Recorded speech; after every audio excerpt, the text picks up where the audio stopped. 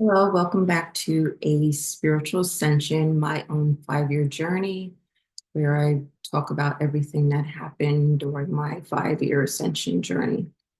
Um, so if you've been following along, my last video I was talking about just kind of going into the shelter for the first time and kind of what that was like for that first day, retrieving my belongings from this family member's house, and then giving over some of that to my friend for him to hold on to, because I could only really take in so much of my belongings into the shelter. Reason being, I didn't need a lot of the stuff that I had. Some of the stuff was expensive stuff that I didn't want to be in the shelter. And, they only give you so much room. You're only really supposed to have about 2 bags that you bring in with me. So I wanted to talk about kind of a day in the life of being within a shelter. My viewpoint was from previous what I used to see on TV was of just like bunk beds all in one room and people, 2 or 3 bunk beds with people kind of just laying around, and that was it. I kind of got a different viewpoint when I went and had donated those clothes. And actually, they had little apartments for like family members. I don't know if they had a separate for like single women, single men. I didn't go into that area, but I was really surprised at how nice these little apartments were for families, and understand that anyone can become homeless at any time. People with our economy today, living paycheck to paycheck, miss one paycheck, you could be out of your home at any time. Also, people have house fires and their home and belongings are totally gone. They have nowhere to go and they have to go into a shelter. So, um, so I have some notes here. So if I'm looking over here, bear with me. As I said, the shelter that I was in was very nice. It was very clean, considering there was it was an old house, and upstairs they had about, I think about 22 or 24 beds for women, and then downstairs I think they had maybe 12 to 14, I'm not positive, beds for men.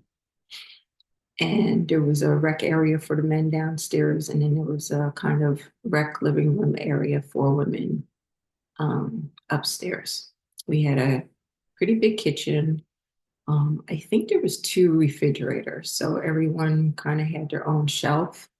I think there was 2 or 3 refrigerators now. There might have been 3 refrigerators because I'm thinking if we all had our own shelf. Um, anyway, each person had their own kind of cabinet also. There was 2 bathrooms. So I was already early bird as it was, and I would get up early. You weren't supposed to really mess around too much until 6 o'clock. You weren't supposed to really go outside or anything until 6 o'clock. Um, I would get up early and go use the bathroom before everybody else got up, because once everybody else was up, it was hard to get into the bathroom. There would be a line sometimes. And after using the restroom, I would go and sit in the rec room and sit at the table and do my journaling. And that's how I kind of, um, already having been a spiritual teacher to others and had clients and everything, people the women were kind of attracted to me in that way, like, what are you doing, type of thing. Why are you always writing? Because no one else really did that. So, um, so 6 o'clock, you were allowed to then venture outside if you wanted to. A lot of people went out, hung out around back and smoked. Um, let's see. So at 11 o'clock each night was curfew. And I already went to bed early as it was. I usually was in bed by 8 or 9 o'clock and would just read. I had the upper bunk. There was two bunk beds in the room. It was a really large room, and there was two bunk beds in there. I was on the upper bunk, and so I would just lay there, listen to some videos or whatever. And at 11 o'clock, usually I would fall asleep because I was never up really late. And at 11 o'clock, whoever was the counselor in charge would, there was either one of the counselors would knock on each door and say we had to get up and go into the rec room and then sign in. So that was kind of like a check-in to say that we were all there. There was another counselor in charge who was nice enough to come into each room and, she would hand us, even though we were in bed, she would hand us the clipboard and we could just sign while we were in bed. So then they can see if anybody was missing, that they were past curfew. I think they would give them so many times or chances or whatever. And then if you continue that behavior, you were kicked out of the shelter. Any kind of arguing, well, not arguing, I shouldn't say, any kind of fight, physical fighting or anything like that, or other really breaking of the rules, you were going to be kicked out. Um,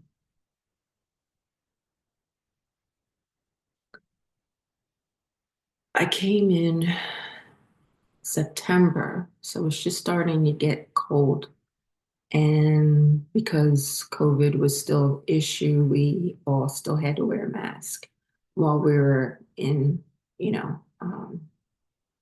not so much in our rooms, but while we were out in the hallways or in a kitchen area or anything like that. Um, there was one woman who did get COVID. Actually, there was two who did get COVID while I was there, and it kind of isolated them into one room. So, it was a tight space, even though there was a lot of room in our rooms. The hallways were kind of tight. So it was kind of like if, this person, COVID, had to use our bathrooms and stuff like that. We were also responsible. Each of us had a chore that we had to complete each day. I think when you first get there, you don't have any chores for like the first 2 weeks because whatever you've been through, they're assuming that you need time to recover from that. So, like, say you were in a domestic abuse type of situation and you went into the shelter, they don't want you just to jump into, doing some kind of chores. So you're given kind of like a 2 week leeway before they assign you a chore. Um, the types of women, again, women who were in abusive situations. Um, there were women that were drug addicts, yes, women who had mental issues. And then there was just women who were in the system. I don't know how else to say it. You Women who were probably placed before and were given some kind of shelter, some a home or whatever it may be, and they kind of fell out of that in some way and ended up back into a shelter. And that could be because of drug abuse or alcohol abuse, or you could not drink alcohol or at all or anything or do any kind of drugs within. But there were, we knew of when I was in there a couple of girls that were going in the bathroom and doing drugs in the bathroom. But it was hard to say, like, to catch them, because you could smell like if they were smoking marijuana or something like that in the bathroom. I would go in. I'm like, I hope nobody thinks it's me when I go. Uh, but like if you had a chore, like if I had to clean the bathroom, I would have to do that every day. Like say, I think, did you have a morning? Oh, you had a morning and an evening chore. I'm sorry. And usually they were different. So I might in the morning have to clean one of the bathrooms, and then in the evening I may have to mop the kitchen floor, something like that. And so they're all different chores to do. And it was good because it really kept the place pretty clean. After you did your chore, you had to kind of mark off on a clipboard that you did it. Um, we had some people come in on a monthly basis.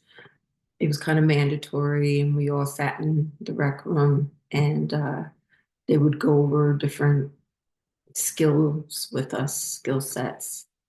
And it was pretty interesting because they would give us little prizes at the end. And um, it was hard for me because I knew I had to,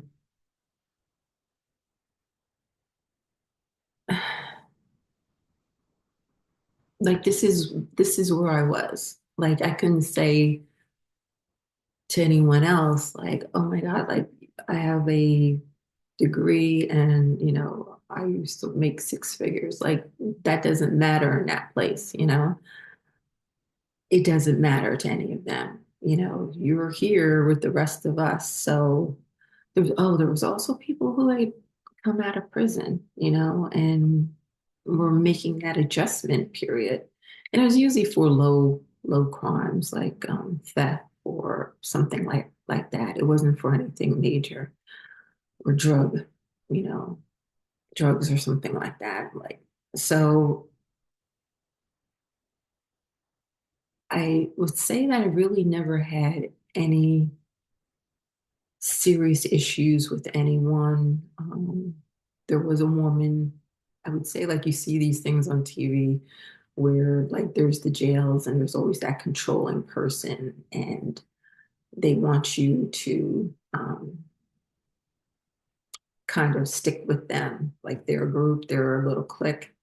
And there was one woman who tried that with me, and like I wasn't having it. I was like, at first I thought she was just being friendly, and I was so upset at my whole situation, and she's trying to be my friend and talking to her and everything. But then once I understood what was going on, I was like, no. And then later on, I was really nice to everyone, but knew that I needed to keep myself separate. If anyone wanted to talk or was having an issue, they would kind of come to me early in the morning when I was kind of sitting and doing my journaling and saying, oh, this is going on with me and I don't know what to do, and start crying. And, I would, hug them and stuff like that. So I kind of became like the person to go to for like consoling or whatever, just the person to talk to. Um, let's see if I'm forgetting anything. My daily kind of life, the mall wasn't too far away, so maybe once a week I would go and walk to the mall and just walk around there, and just to be like a normal person. Or once a week I would go wash my clothes. And there was a problem of theft with food, like in a refrigerator. So I learned not to keep my food, too much food in a refrigerator.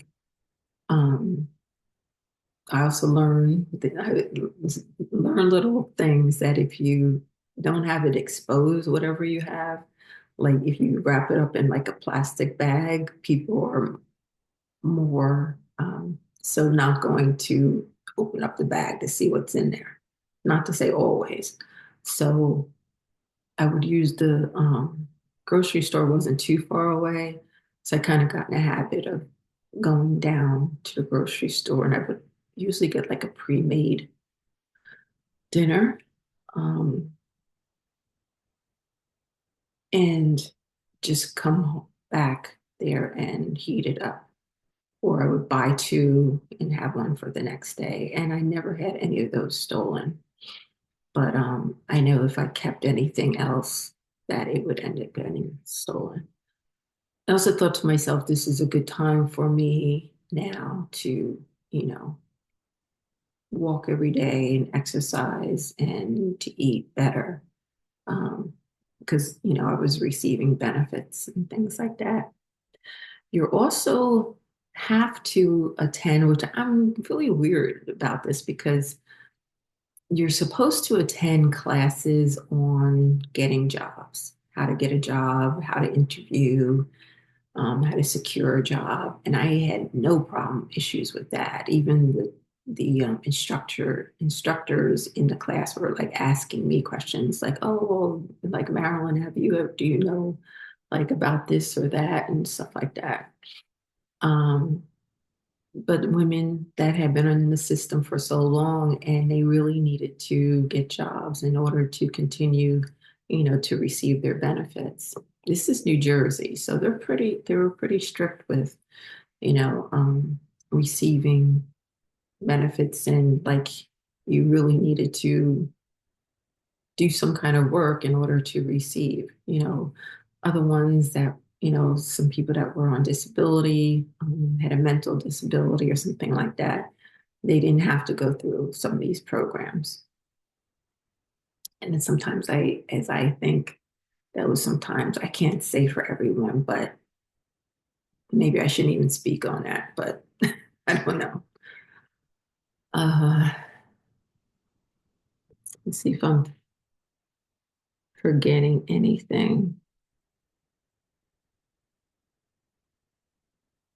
The hospital too wasn't too far away, so I was having issues with my feet, and I was able to go and get physical therapy once or twice a week. I would go there, so that was something I look forward to doing. They didn't want people laying around all day, even though a lot of them did, and also you may go to the library and notice a lot of homeless people there because by the end, um, they started making us say you have to be out of the shelter between like 9 and 1 o'clock, I think. Yeah, I think 9 and 1. You had to go out and do something. So a lot of the women would go to the library and just sit there for the 4 hours. Um, I don't even know if it was 9 to 1. I forget what time. It was 9 to 1, 9 to 3, something like that. And a lot of the women complain because, my food is here. How am I going to have lunch and things like that? Um, was it a hard experience? Yeah, there was a lot of arguing, fighting. Um, I, was the way I was brought up was very secluded from a lot of different situations like that. And I knowing that I had this spiritual protection is what kind of helped me through.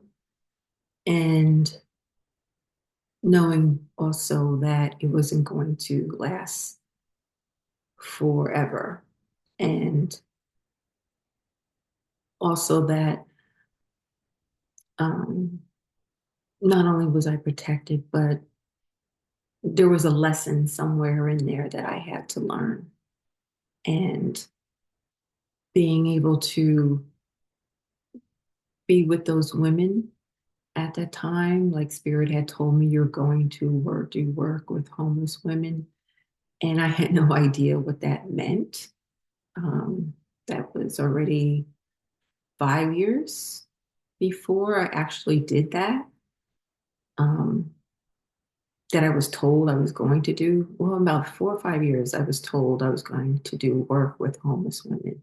Didn't understand what that meant. I had no idea that I was going to actually end up in a homeless shelter. But I am grateful for that experience. As hard as it was, I am grateful for that experience to understand. It helps me to understand when I do talk to my clients or to anyone else what others have gone through, are going through, have been through, to understand their frame of mind. So it's kind of like Spirit has put me into so many different situations, like you name it, I probably have experienced it in order so that when I do talk to clients, I can meet them where they are. Okay, if that makes sense. I'm going to leave it there. Please like, share, and subscribe, and I'll see you in the next video. Okay.